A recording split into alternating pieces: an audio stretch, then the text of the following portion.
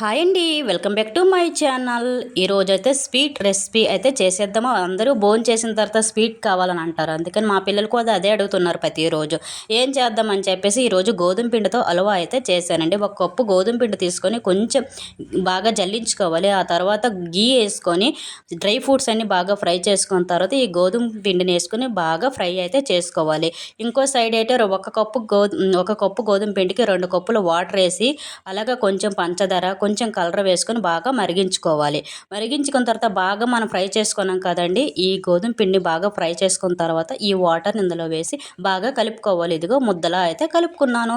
మనకి వేడి వేడిగా హల్వా అయితే రెడీ అయిపోయిందండి. పైనుంచి డ్రై ఫ్రూట్స్ అయితే వేసుకున్నాను. చాలా టేస్ట్గా ఉంటుంది, అలాగా హెల్దీ కూడా ఉంటుంది. మీరు కూడా ట్రై చేయండి. ఇదిగో మా పిల్లలకి ఇచ్చాము, చాలా బాగుంది అని చెప్పారండి.